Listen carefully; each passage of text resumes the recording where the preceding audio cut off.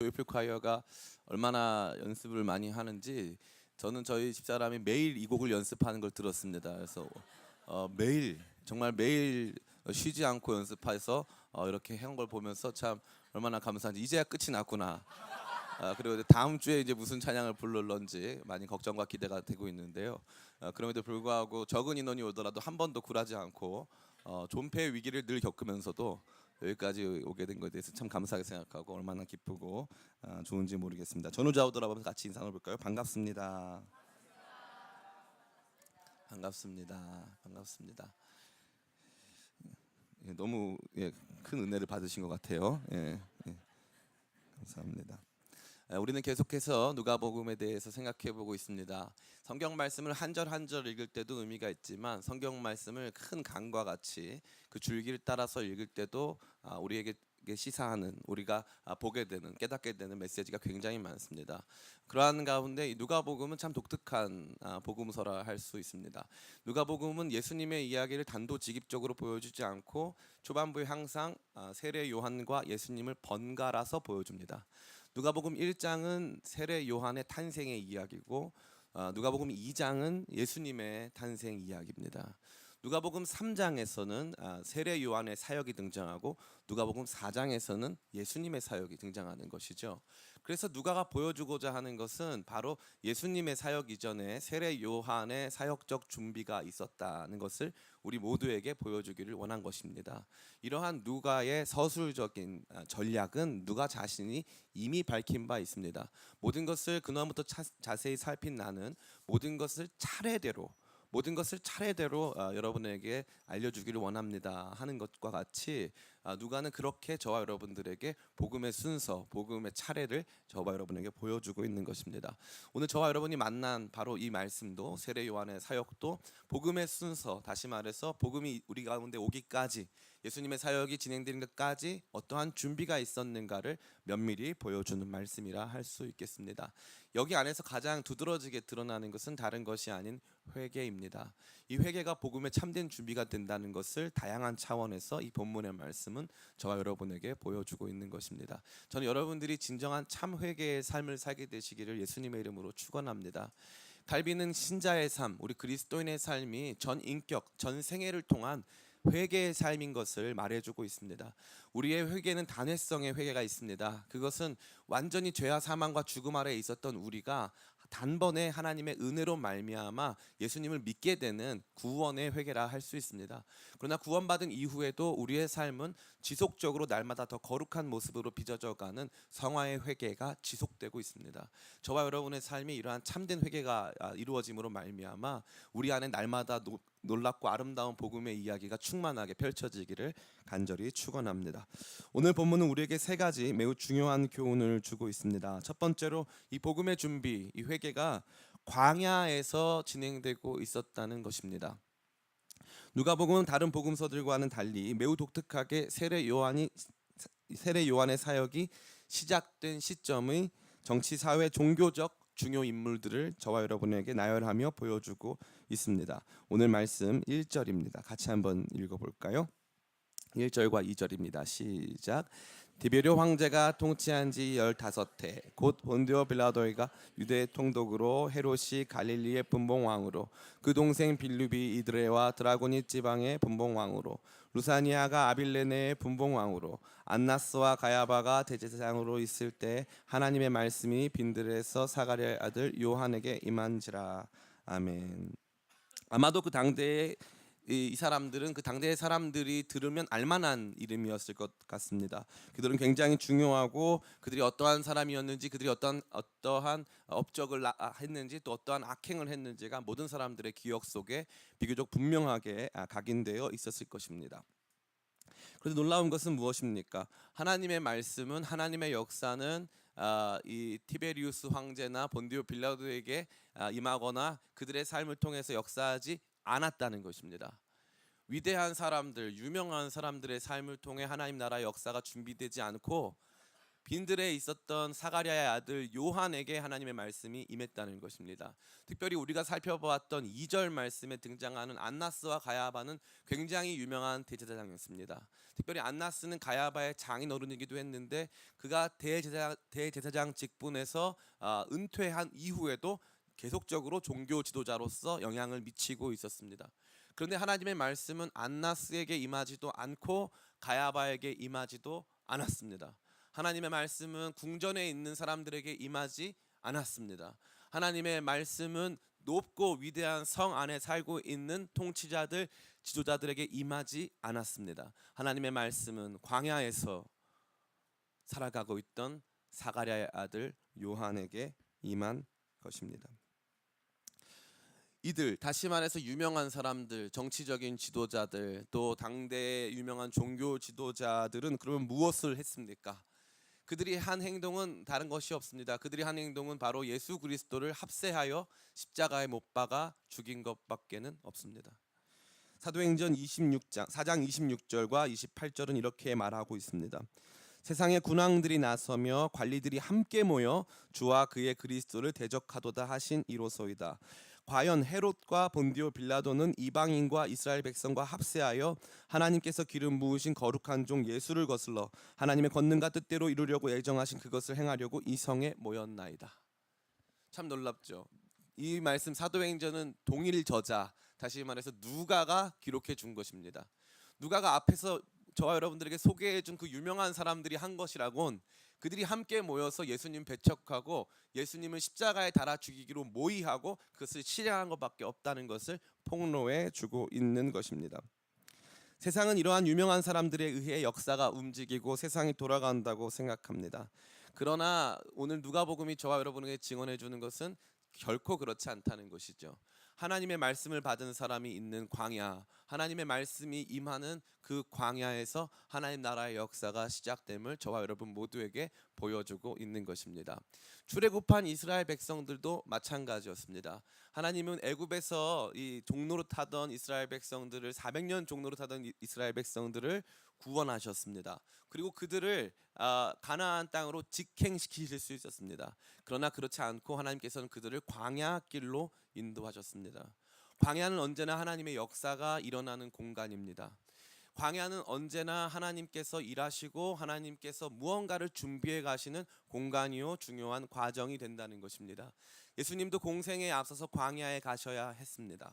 우리에게 주어진 광야, 우리 삶에 놓여진 광야는 저와 여러분 모두를 복음의 준비로, 복음의 거룩한 회개를 복음을 준비하는 거룩한 회개로 우리의 삶을 인도하는 복된 길인 줄을 믿습니다. 사랑하는 성도 여러분, 제가 이 말씀을 준비하는 가운데 많이 참 어려웠어요. 왜냐하면 이 회개의 메시지를 전파하고 전달한다는 것이 목회자로서는 그다지 유쾌하거나 즐거운 일이 아니기 때문에 그렇습니다. 제가 곰곰이 생각해 봤는데 제가 기쁨의 교회에 와서 회개하라, 장난으로 회개하라 많이 해봤는데 진짜 회개하라 이런 설교를 해본 거는 한 2번도 안 되는 것 같아요.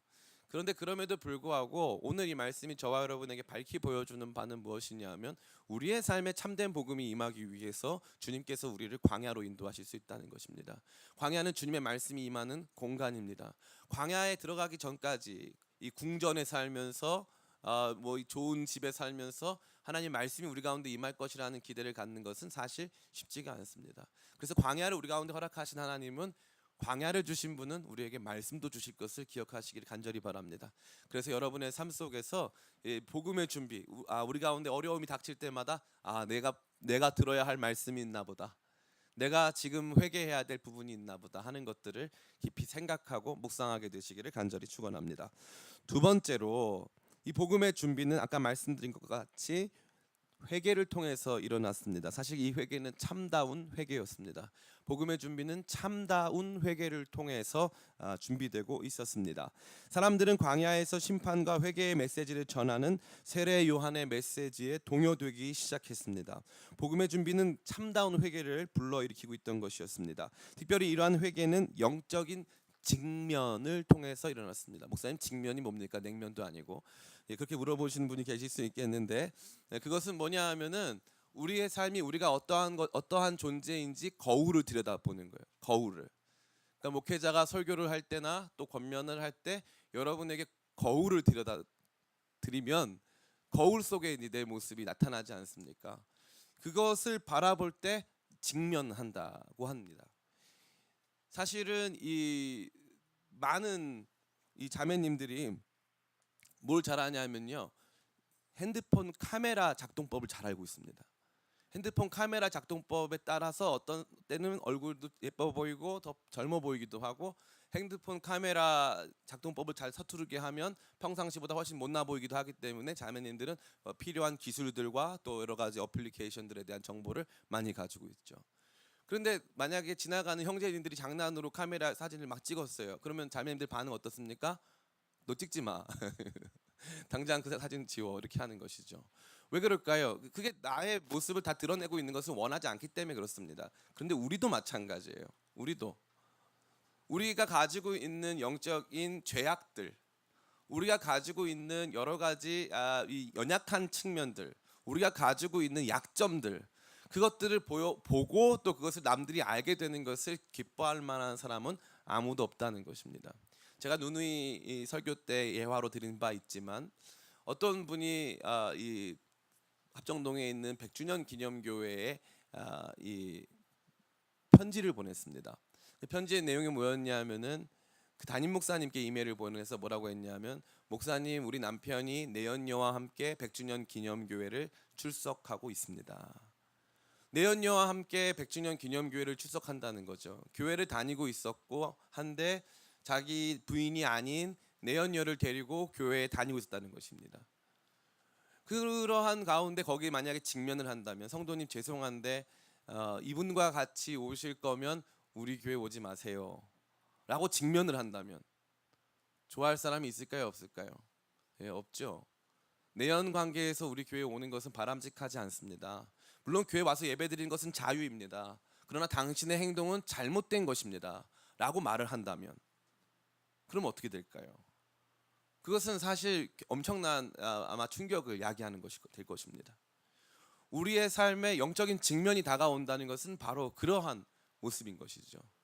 그러한 가운데 이 세례 요한은 다른 바리새인들이나 서기관들이나 종교 지도자들이나 당대의 지도자들을 향해서 말을 한 것이 아니라 세례를 받으러 오는 사람들을 향해서 이렇게 말하고 있습니다.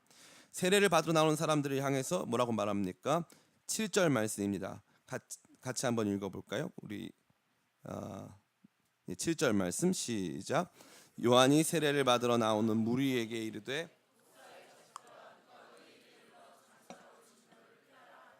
아멘. 사실 세례를 받으러 온 사람들은 엄밀히 말해서 세례를 안 받으러 온 사람들보다는 덜 욕을 먹어야 되는데, 사실 진짜 욕을 먹어야 될 사람들은 세례를 안 받으러 온 사람 아니겠습니까? 그런데 재밌는 것은 세례 요한은 세례를 받으러 온 사람들을 향해서 독사의 자식이라고 말했다는 것이죠. 사실 너희들은 하나님 백성 아니라 이거죠. 너희들은 여기 나올 자격도 없는 존재들이라 이거죠. 이 엄청난 영적인 직면을 세례 요한이 하고 있는 것입니다. 독사의 자식들아. 그리고 뭐라고 말합니까? 이렇게 말을 해줍니다. 누가 너에게 일러 장차 올 진노를 피하라 하더냐. 다시 말해서 이들은 세례 요한의 회개와 심판과 관련된 메시지를 듣고, 우리도 한번 그러면은 가서 세례 받고 회개하면서 심판을 면해보자 라고 하는 반쪽짜리 회개를 하려고 했던 모양입니다. 그러한 가운데 세례 요한은 자기에게 몰려드는 그 수많은 사람들을 향해서 그래도 나한테 와줘서 고맙다, 이만큼이라도 해줘서 대견하다 말하지 않고, 누가 너희한테 여기 와가지고 그저 이 심판을 면할 수 있는 작은 이 티켓 하나 얻으려는 모습으로 오라고 했느냐 이거죠. 그건 내가 원한 바도 아니고 그것은 참다운 회개도 아니라는 것을 세례 요한이 강하게 직면해주고 있는 것입니다. 아마 지금 우리 안에서 이러한 목회자가 있다면 아마 그는 오래가지 못할 것입니다. 모든 사람에게 사랑받지 못하고 배척당할 것입니다. 매주 제가 여러분들을 향해서 독사의 자식들이라고 말을 한다면 아마 여러분들은 저를 인터넷에 올리고 이름도 요한인데 아주 그렇게 강력한 회개의 메시지만 전파하더라. 아마 이렇게 저를 비방하실 수 있을 것 같습니다. 그런데 흥미롭게도 사람들은 더욱 많이 세례 요한을 찾아 광야로 아무것도 없는 빈들로 나오기 시작했다는 것입니다. 영적인 직면이 이루어졌는데 이게 그냥 목회자 개인의 취향 때문에 제가 생각했을 때 이건 옳지 않다, 이런 뭐 저의 어떤 의협심, 저의 공명심 때문에 막 이렇게 여러분들에 대한 영적인 직면을 막 일삼는다면 사람들은 그것에 대한 부작용을 받게 될 것입니다. 마음의 상처를 얻게 되고 뿐만 아니라 그것 때문에 우리 교회를 떠나게 되는 역사가 있을 것입니다. 그런데 그렇지 않고 진짜 하나님의 말씀이 임하여서 영적인 직면이 일어날 때 성도들은 오히려 그러한 교회를 찾는다는 것입니다. 저는 여러분들이 그것을 체험하게 되시길 간절히 바랍니다. 사실 목회자로서 이 설교는 사실 제가 들어야 할 설교 같아요. 왜냐하면 목회자는 여러 가지 유혹이 있는데 그 유혹이 뭐냐면 영혼을 팔 것인가 말 것인가 하는 유혹이 있어요. 그래서 조금 더 우리 성도님들을 위로해드리고, 오늘 끝날 때 이제 악수를 하지 않습니까? 악수할 때가 제일 무서울 때인데 성도님들이 웃느냐 안 웃느냐, 이거에 따라서 오늘 설교가 좋았느냐 안 좋았느냐가 결정이 되기 때문에 목회자들은 그 나중에 성도님들이 웃게 하도록 이제 뭔가 이 조치를 취해야 되는 것이죠. 그래서 본문을 가급적이면은 있는 그대로 설교하기보다는 조금 이것을 이렇게 완화해가지고 우리에게 필요한, 또 우리에게 적당히 유익한 음식들을 만들어낸다는 것입니다. 그런데 그럼에도 불구하고 어느 날 주님의 말씀이 저와 같은 이 부족한 종에게 임하고 정말 주님께서 거룩한 책망으로 우리 공동체를 책망하시고 각 개인의 영적인 상태들을 직면케 하신다면, 그러한 경우에서는 제가 생각했을 때는 부작용보다는 굉장히 좋은 치료와 변화가 일어나는 것을 저는 많이 보게 됩니다. 여러분 저를 위해서 기도해 주셨으면 좋겠어요. 요한 목사님이 괜히 혼자 화내지 않도록, 혼자 화내지 말고 하나님 말씀이 임하여서 그 말씀대로 우리에게 영적인 직면들, 영적인 책망들을 감당할 수 있도록 함께 기도해 주시기를 간절히 바랍니다. 그러한 가운데 더 많은 사람들이 세례 요한의 그러한 사역으로 말미암아 광야로 나오고 아무것도 없는 빈들로 나오기 시작했습니다. 그들 중에는 많은 무리도 있었지만 그들 중에 특수한 직업을 가진 사람들이 존재했습니다. 그들은 군인과 세리들이었습니다. 군인들은 아마도 유대인들 중에 로마군에 가담하여 일하고 있는 직업 군인들로 보여지고, 세리 역시도 로마 정부에서 임명되어서 세금을 징수하는 권한을 갖고 있었던 사람들로 보여집니다. 이들에게는 비교적 안정적인 생활이 보장되어 있었습니다. 이러한 사람들도 세례 요한의 메시지를 듣고 안정적인 생활 속에서 또 안정적이지만 사실 욕을 많이 먹고 있었거든요. 욕을 많이 먹고 있는 생활 속에서 늘 갈등이 있었던 것이죠. 욕은 많이 먹지만 나는 그래도 잘 살고 있어.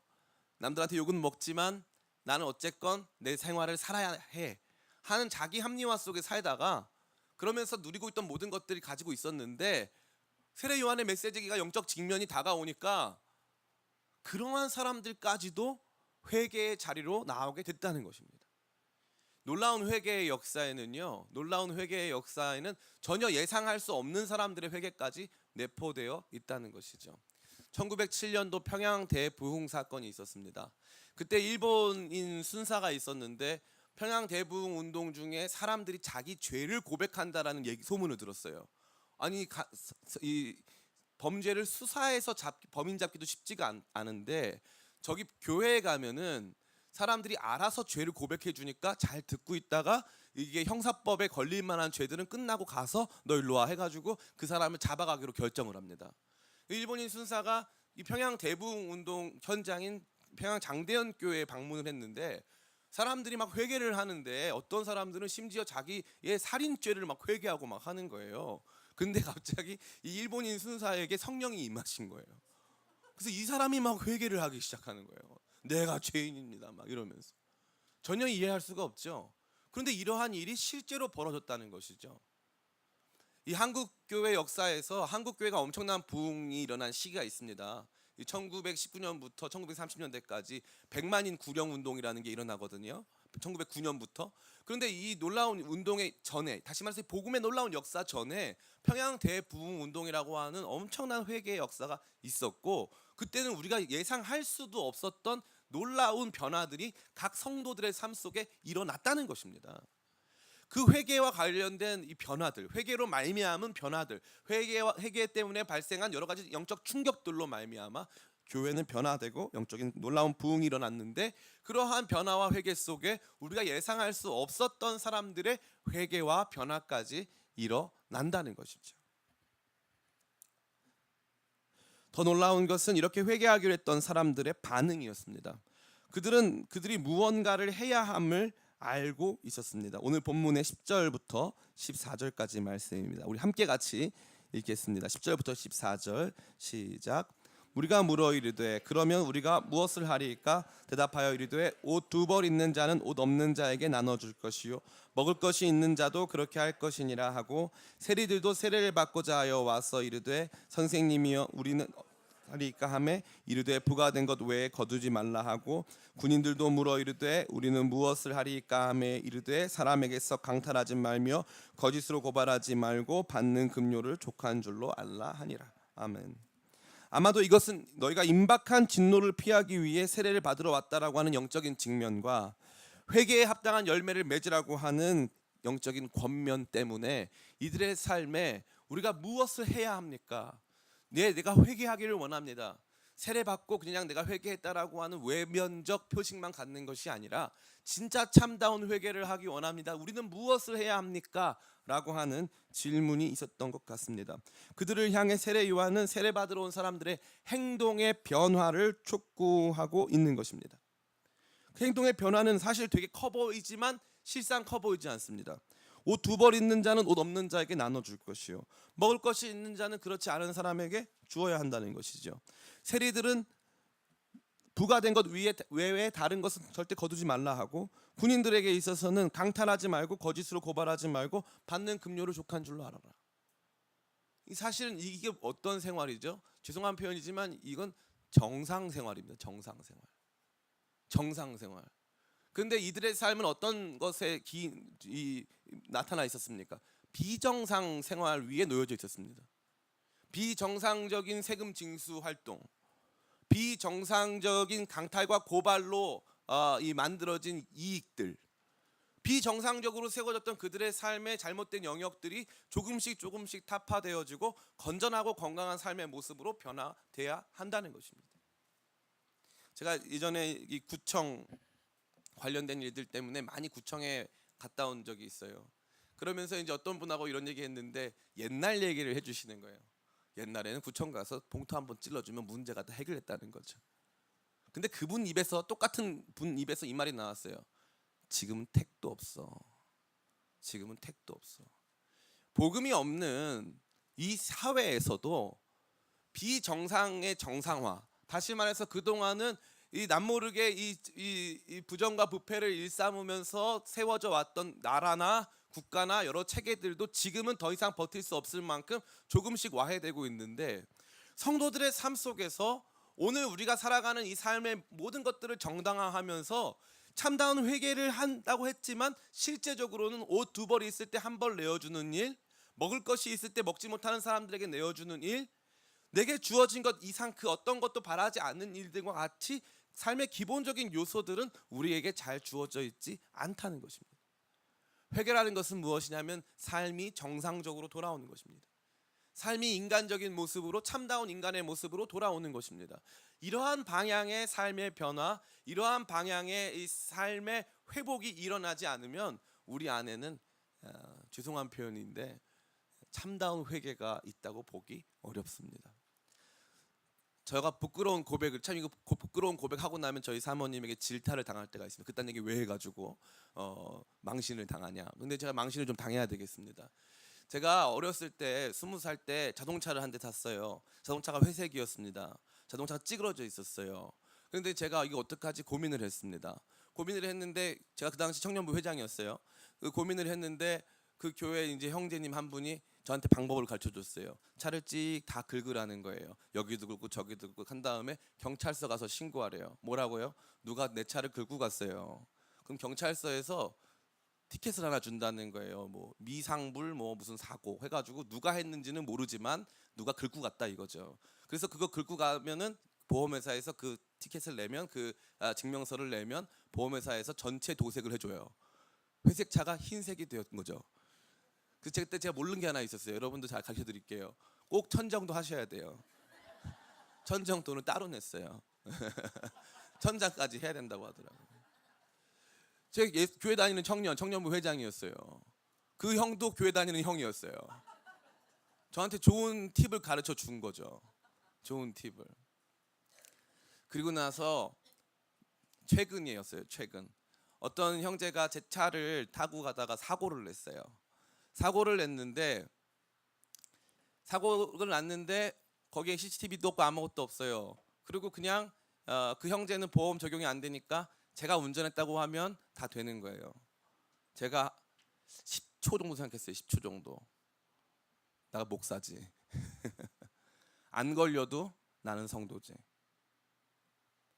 얼마 나왔냐고 물어봤는데 오토바이가 조금 찌그렀다 해서 저는 한 30만 원 나올 줄 알았어요. 100만 원 나왔대요. 10초 망설였어요. 그래도 그냥 네가 운전한 걸로 하고 내가 알아서 처리할게. 왜냐하면 제 삶이 정상화되고 있는 거예요.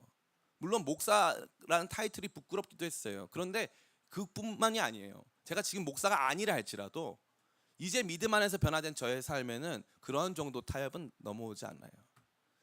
회개를 한다는 것은 이제는 세상의 방식과는 다른 방식의 삶을 살아야 한다는 것을 스스로 느끼는 거예요. 스스로. 이제는 더 이상 내가 가는 길이 남들이 가는 길과 같지 않음을 스스로 인정하는 거예요. 나는 남들과 똑같지 않다. 세상 모든 사람 그 길로 가도 나는 이 길로 간다. 받는 금료 족한 줄 알고 속이고 빼앗고 이런 거 하지 않는다. 나는 그리스도인이다. 내 안에 거룩한 회개의 역사가 그렇게 일어나고 나를 변화시켜 가는 것입니다. 물론 아직 다 완전하진 않습니다. 그러나 그럼에도 불구하고 과거와 비교했을 때는 더욱더 완전하게 조금씩 좀 덜 먹고 덜 입으면 어떻습니까?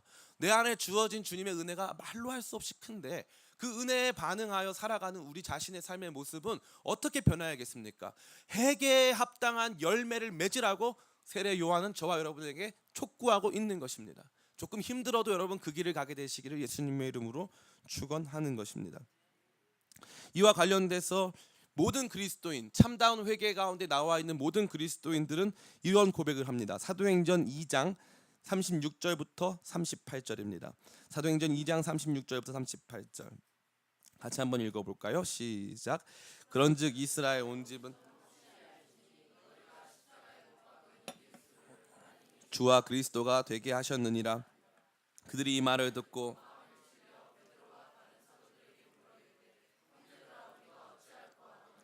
베드로가 이르되 너희가 회개하여 각각 예수 그리스도의 이름으로 세례를 받고 죄 사함을 받으라. 그리하면 성령으로 선물을 받으리니. 아멘. 베드로의 엄청난 메시지를 듣고 너희가 바로 예수 그리스도를 십자가에 못 박아 죽였다라고 하는 엄청난 메시지를 듣자마자 사람들의 반응은 뭐였습니까? 형제들아 우리가 어찌할꼬? 우리는 무엇을 해야 합니까? 내가 어찌할꼬? 우리는 어떻게 살아야 합니까? 우리는 무엇을 해야 합니까? 이것이 회개와 관련된 첫 번째 질문이었다는 것이죠. 예수님의 은혜로 우리가 죄사함 받았다는 것을 경험하고 또 체험하고 영적으로 알게 됩니다. 그러나 거기서 멈추지 않고 우리의 삶을 어디로 변해야 하는가, 우리가 어떻게 달라져야 하는가에 대한 근본적인 질문이 저와 여러분에게 시작되어야 한다는 것입니다.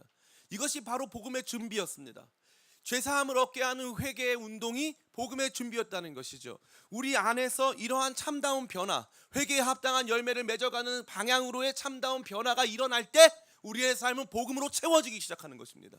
복음으로 채워지고 참다운 은혜가 우리 가운데 흐르기 시작한다는 것이죠. 회개 운동이 없는 복음 운동은 존재할 수가 없습니다. 저와 여러분의 삶에도 마찬가지입니다. 목사님, 복음을 더 알고 싶습니다. 복음대로 살고 싶습니다. 복음이 충만해지기를 원합니다. 제가 여러분에게 드릴 수 있는 유일한 답변은 무엇이냐 하면 성령의 충만을 받음으로 말미암아 회개하는 삶이 되시기를 촉구합니다. 그러한 회개가 우리 가운데 일어나기 시작할 때 우리 자신이 죄인으로 드러나고 우리가 어떠한 삶의 방향으로 바뀌어야 되는가를 근심하며 고민하기 시작할 때 복음이 찾아오는 것입니다. 복음이 찾아오는 것입니다. 저는 여러분이 이것을 함께 경험하게 되시기를 간절히 축원합니다. 마지막 세 번째로, 참 이것이 참 제가 말씀드리기 어려운 것이었는데, 복음의 준비는 박해자와 순교자들을 보여주고 있습니다. 박해자와 순교자. 회개를 선포한 세례 요한으로 인하여 백성들과 몇몇 세리와 군인들 사이에는 영적인 도전과 변화가 일어났습니다.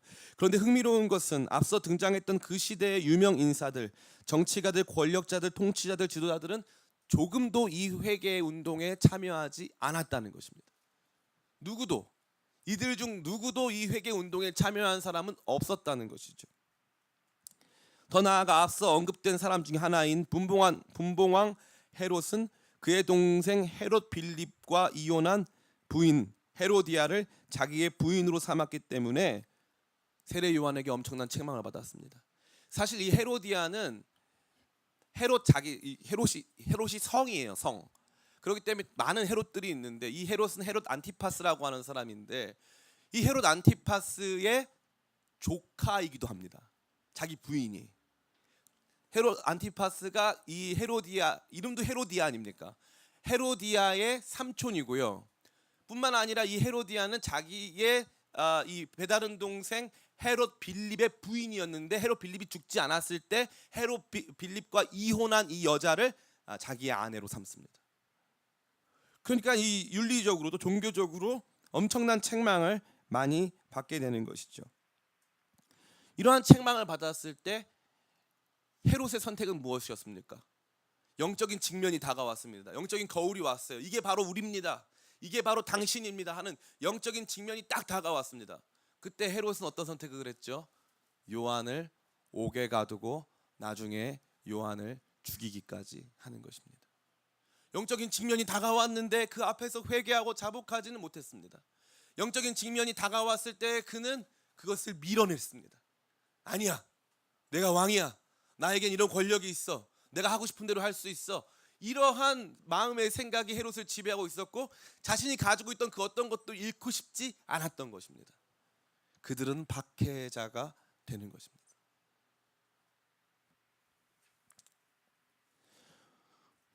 그렇다면 이들은 안하무인이고 영적인 감각이 전혀 없고 조금도 종교적인 사람들이 아닐까요? 우리 생각엔 그럴 수 있습니다.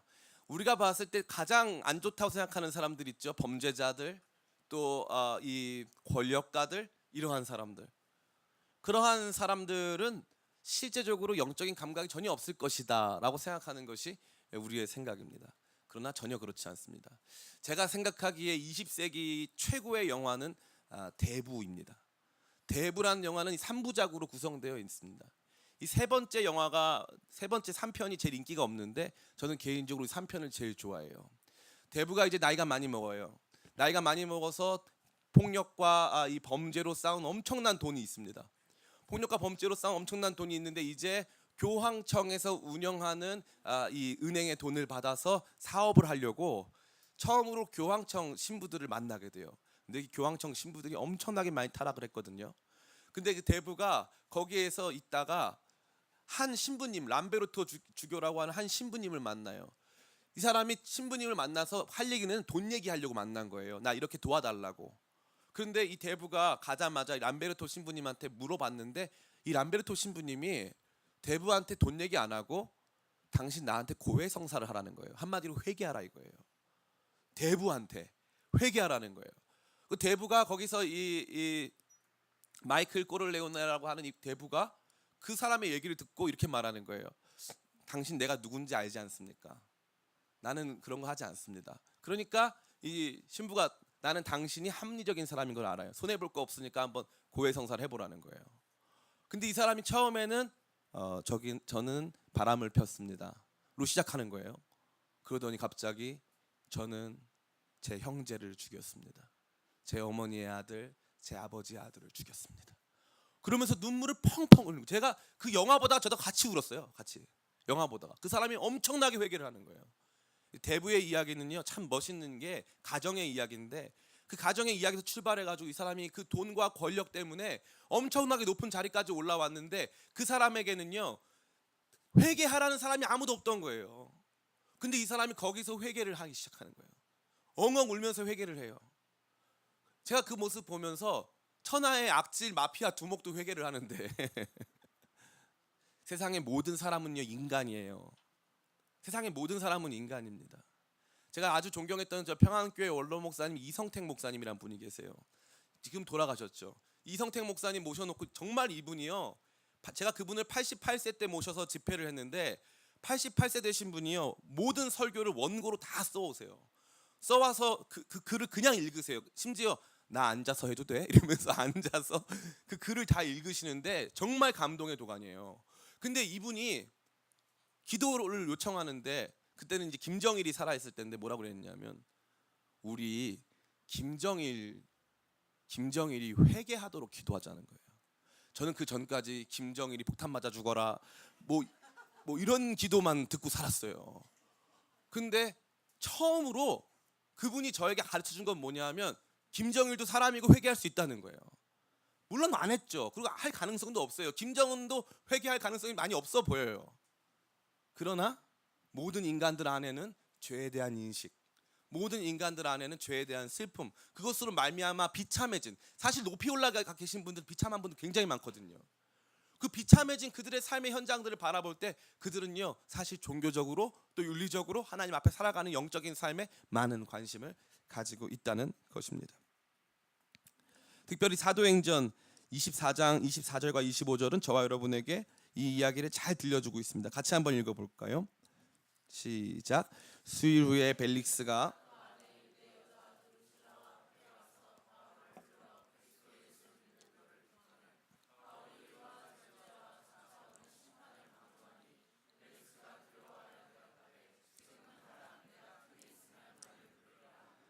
아멘. 벨릭스라고 하는 사람은 이제 유대의 총독으로 부임한 사람입니다. 그는 당시 다른 나라의 왕비이자 유부녀였던 드루실라를 유혹하기 위해서 사도행전에 등장하는 마술사 시몬을 그녀에게 보내어서 그녀를 설득합니다. 시몬 마구스, 마술사 시몬. 이 마술사 시몬이 도대체 어떻게 했는지는 모르겠는데 이 여자가 갑자기 돌연 자기 현재 남편을 버리고 벨릭스랑 결혼을 해요. 이게 참 엄청난 일인데 이것으로 말미암아 이 벨릭스는 당시에 이 로마 사람인데 유대인과 결혼을 했기 때문에 엄청난 또 질타를 받고 여러 가지 악행을 저질러서 인기가 없는 총독이었습니다. 8년 동안 유대 총독으로 근무했지만 전혀 인기가 없었어요. 그런데 이 사람이 어떻게 합니까? 와가지고 바울의 이야기를 듣기 시작하는 거예요. 바울이 무슨 얘기해줘요? 의와 절제. 아니 절제했으면은 유부녀를 꼬십니까? 의로운 사람이면은 이러한 악행을 저지릅니까? 그렇지 않지 않습니까? 그런데 이 사람에게는 없어 보이는 삶의 미덕들 아닙니까? 그런데 의와 절제, 장차 임할 심판에 대해서 강론을 했어요. 그랬더니 어떤 게 됐습니까? 마음이 괴로웠어요. 다음에 다시 듣자. 그러고 나서 말씀을 또 들었을까요? 안 들었을까요? 재밌는 거 뭔지 아세요? 또 들어요. 또 듣고 또 듣고 또 들어요. 그런데 회개는 합니까? 안 합니까? 안 해요. 회개는 못해요. 앞서 말씀드린 헤롯도 마찬가지였습니다. 그는 자신을 책망했던 세례 요한을 한 번도 미워한 적이 없어요. 성경에 기록되어 있는데 너무 재밌는 건 세례 요한을 죽여야 했을 때도 너무 근심했고요.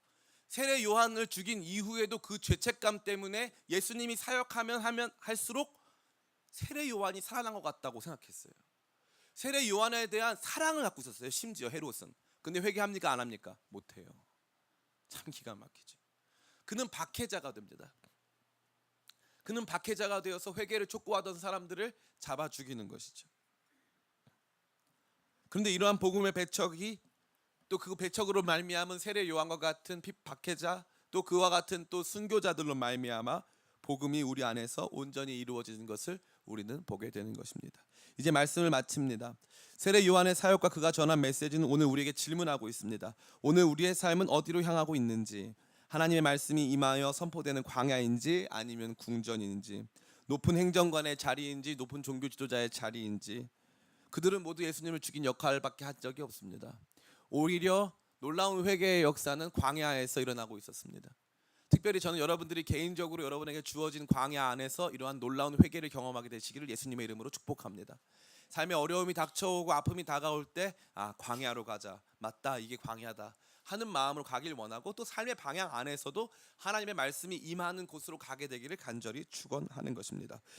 두 번째, 우리 회개는 어떠한 회개가 되어야 하겠습니까? 임박한 진노를 피하려고 하는 수동적이며 소극적인 회개가 되어야 하겠습니까?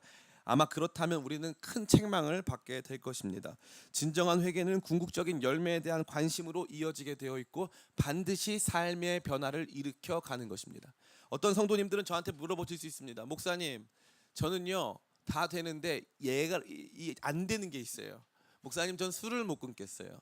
목사님, 전 담배는 못 끊겠어요. 목사님, 저는 동성애는 못 끊겠어요. 이런 분들 계실 수 있습니다. 계실 수 있어요. 그런데 제가 말씀드리고 싶은 것은 이것이에요. 처음에는요, 당연히 그 상태로 여러분 교회 오실 수 있습니다. 그러나 처음에는 그냥 아무 생각 없이 교회를 다니는데 어느 날 주님께서 목회자를 통해서 혹은 다른 우리 형제 자매님 지체들을 통해서 영적 직면을 딱 주시는 날이 반드시 옵니다. 반드시 와요. 그러면 그날 여러분의 방향과 태도가 너무 중요한데 성령께서 여러분과 함께 하시길 간절히 원하고 그날부터 조금씩 회개하시기를 간절히 축원합니다. 그때부터 변화가 일어나기 시작하고 그때부터 조금씩 그것이 우리 안에서 멀어지기 시작하는 역사가 반드시 있을 줄 믿습니다. 회개는 그에 따른 열매로 반드시 이어지게 되어 있는 것입니다. 또한 그 책망에 대한 우리의 반응 역시 매우 중요합니다. 누군가 영적인 직면을 했을 때 교회 안에서 영적으로 책망의 메시지가 울려 퍼졌을 때 우리가 어떻게 반응할 것인가? 높은 사람들, 돈 많은 사람들, 유명한 사람들은 모두 그것을 배척하고 그것을 받아들이지 않았습니다. 그 메시지를 좋아했지만 실상 자기는 그 메시지 안으로 들어가는 것을 거부했다는 것이죠. 그러나 우리가 받아야 하는 메시지는 그것이 아닙니다. 메시지가 올 때 우리는 그 메시지를 나의 것으로 받아들고 참다운 회개의 삶을 살게 되시기를 간절히 축원합니다. 회개는 복음의 준비라 했습니다. 회개 그 자체로 봤을 때는 우리로 하여금 많은 고통을 주고 우리로 하여금 힘들게 만들지만 회개를 통하여 반드시 복음과 구원의 놀라운 은총이 우리의 삶에 임하는 것을 기억하여 우리를 구원에 이르게 하는 참다운 회개의 삶을 사시는 저와 여러분 다 되시기를 예수님의 이름으로 축원합니다. 잠시 우리 같이 기도했으면 좋겠습니다.